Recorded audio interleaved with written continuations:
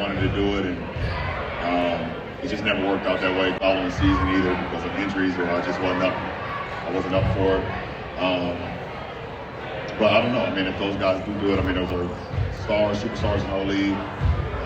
And obviously, we know the athleticism of the guys is just named. It'll be pretty cool. So. Next question, Dave. Hey, LeBron. David Benavidez, ESPN. Obviously, your team, the Lakers, made a huge deal a couple weeks ago to trade for Luka Doncic. I'm wondering if in any way having a 25-year-old talent like that makes you think about the end of your career and if it could be extended further than year 23, etc. No, I have not given it that type of thought. Just the excitement of being able to add a caliber player like that, a generational talent like that to our franchise, is something that's given me energy, and and I'm looking forward to seeing what we can do. I think we only had two games so far, and I think he's been on minutes restrictions since he came back from the calf. He hadn't played since Christmas, I believe. So, as we continue to get into form, and he continues to get in form, I think we could be really good going down the stretch. But we'll see what happens. Over here, Dan, on the right side here. Ron, you're right over here. Dan White, LA Times. Curious as to your thoughts just about the overall sort of state of the league. You've been through a lot of stuff in your 2 decades in it. Where do you find the game to be right now? What ways can it be better? And what ways maybe is it better now than it was when you started? Well, the fact that how many international channels and places and players that come into our league, and viewers that we have all over the world, the game continues to expand. And that's a great thing for our game. We love our game. The game of basketball is beautiful. It's done so many things for us players and everybody in this room as well to be able to cover it. So, we always just trying to find our ways and figure out ways how we continue to build the game, how we continue to make it better and better. And it's better from when I entered the league in 2003, and hopefully that it continues to be even better when I'm done playing as well. Next row back, David. Ron, David Aldridge, The Athletic. To kind of follow up on Dan's question, you had said about a couple months ago that you had thoughts about where the game was going. You talked about threes and things like that. You said this wasn't the proper forum to discuss it. I wonder if today is a more proper forum to discuss it. And also, ideally, if you could have the game look the way you think is the best way to play basketball, would it look like it's played now, or would there be differences? The game can always continue to get better and better, but that's just for all of us to try to figure out what's best for our sport. We want to continue to engage in our viewership, continue to engage in our consumer that loves our sport, and continue to understand that the guys that play the game and have their minds on how we continue to improve the game. To answer your question, no, this is definitely not the room. There's too many faces that I have no idea who it is in here, so I'm not open up to this room about that. But I'm definitely always trying to, have thoughts and questions and hopefully solutions. That's the most important of how we continue to build our game. That's what's most important. Back left, Tim Reynolds on the left. LeBron, Tim Reynolds, this is not the how many years left question, but now that you're 40, year 22, all these accolades, obviously, how do you balance still being in the moment and trying to win championships and doing all the things that you're wired to do versus knowing that the finish line is obviously closer and appreciating what you've done and where you are? I think they merge right into one another. I think I have a great appreciation for the moment because I understand that there's not going to be a lot of moments going, into the future.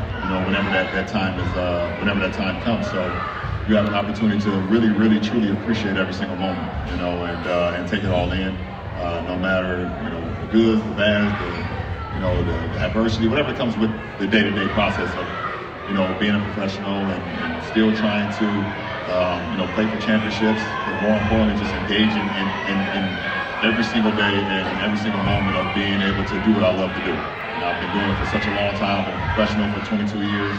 I've been playing the game at a level where coaches and referees and was involved since I was 8. So this is something I've always dived into and always loved the process. And so I think they just intertwine and together. Right up front on your left. Thank you. LeBron, you have a huge fan base in China, and do you have any plan to visit China? Or what's your message to show the fans there who adores you? Yeah, I've been to China a lot, you know, and I've always had a great deal of respect for the culture, for the way they love the game of basketball, and every time I've went and left, they've always welcomed me with open arms to come back. So, you know, that's always been a fun trip for me, and you know, my message to them, like it's always been, is if you love the game, you know, play it as much as you can, enjoy it, play free, and you know, be around the great people that love the game as well. It makes the game that much more fun. So it's always been a treat, either if I was going there for Nike or the NBA or for the Olympics. You know, always had a good time. Hey, Bron, Melissa Rowland, Fox Sports. I hear your voice, but oh, okay, there you go. Wemby said that he had a list of questions that he wanted to ask you. What advice would you give him and the other young guys who are hoping to have a career that resembles yours? Well, I mean, obviously it dictates on what the questions that he wants to ask me, but you know, as far as Wemby, I mean, it seems like from the outside looking in that he has a great head on his shoulders. He seems like he loves the game, that he takes care of his body, the process and everything, and you know, you're going to get out of the game what you put into it. And you know, I've seen one quote that he says that like nobody better not call him past 9 o'clock at night because he's either reading or he's asleep. You know, and I think that's super cool. I think that's super dope. That lets you know where his mind frame is, where he is at intellectually, and you know, I think he's been great for obviously for the franchise with the Spurs, but he's going to be great for our league for so many years to come. Left side, Dave. I just wanted to follow up on tonight's game. You got Stephon Castle and the Rising Stars team going against the OGs, you, KD, Steph. Kind of what's your approach to that new format, and what will we see from you tonight? You won't see anything from me tonight. Unfortunately, I will not be in uniform tonight. Still dealing with ankle and foot discomfort, so I will not be playing tonight, unfortunately. You know, I hate that, but I'm looking forward to seeing the format.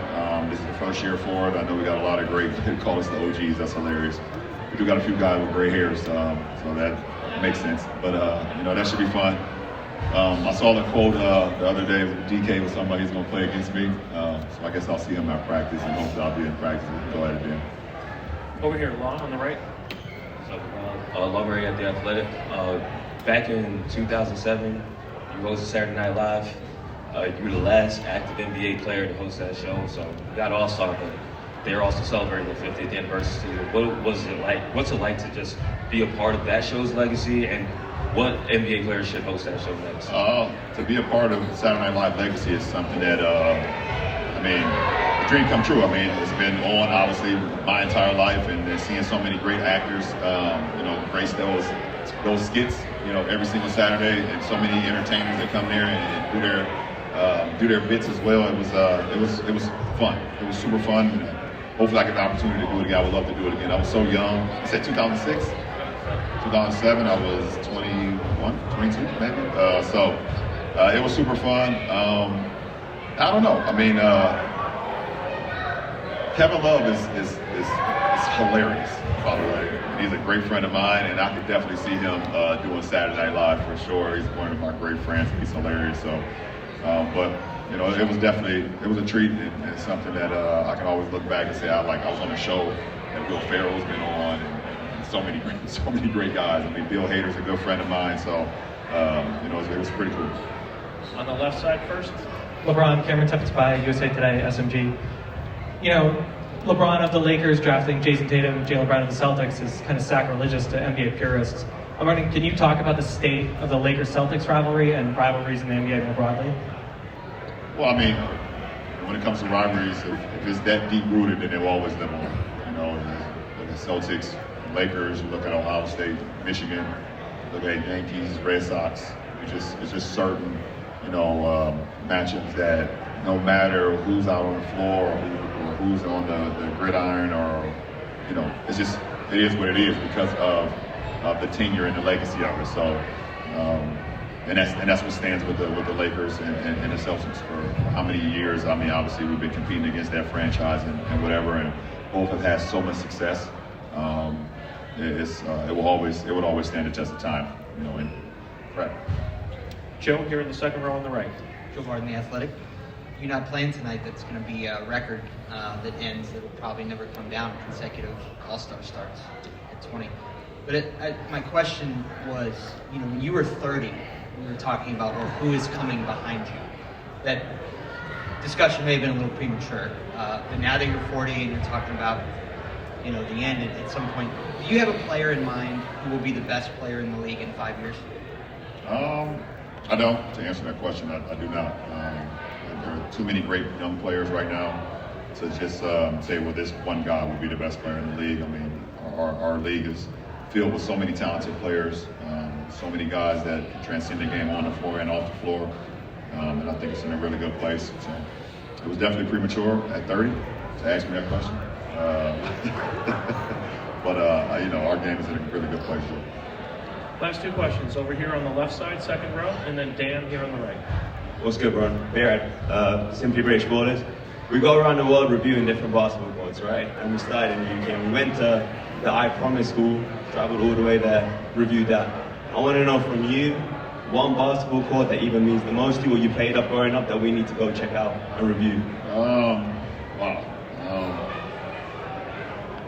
It's a great question. I mean, I've played on so many indoor and outdoor courts growing up in Akron, Ohio, that they all have a special meaning to me. I played at Elizabeth Park Projects when I was growing up. I played at Summer Lake Recreation Center. I played at the YMCA downtown. I played at the Urban League. I played at outdoor courts like Perkins Pool, Hawkins Court, Ed Davis as well out of my hometown. Like me and my best friends, who we're still best friends to the day, we went all over the city either on our bikes or we walked around and we would go look for a game and see if guys were playing ball either indoor or outdoor. And we wanted to get a run in no matter what. So it's a lot of courts in our city that I don't know if they're still like actively playing ball. A lot of kids don't really be outside as much as we did when we were younger. But it's a lot of courts that hold a lot of meaning to me because it's like it started the whole love of the game for me, just being able to go out and play, just for the love of the game and just the freedom that we have. Dan, last question here on the right side. LeBron, just to follow up a little bit on the foot and the ankle, you played on Wednesday in Utah. There's a game scheduled this Wednesday because of the fires and rescheduling. Do you anticipate being available at the start of this week, or was this just kind of more a maintenance type of wear and tear situation? I mean, it's a little bit of both. I was hoping that it would feel a lot better this morning, but it's not as where I wanted to be. And with 30 games left and us trying to make a playoff push in the Wild Wild West, I felt like it was very important for me to kind of take care of myself and understand, what's coming on. So I won't say it's maintenance. Well, it is maintenance, but at the same time, it's like, I have to look out for myself when it comes to this injury that I've been dealing with for years. So I hope to be available on Wednesday. We have to have a makeup game, so I am headed back to LA tonight. There will be no vacation for me. So I head back to LA tonight and back to rehab tomorrow and getting ready for practice on Tuesday, and hopefully I can play against Charlotte on Wednesday and hopefully play against Portland on Thursday. So it's a big stretch for us. Thank you, LeBron. I appreciate it.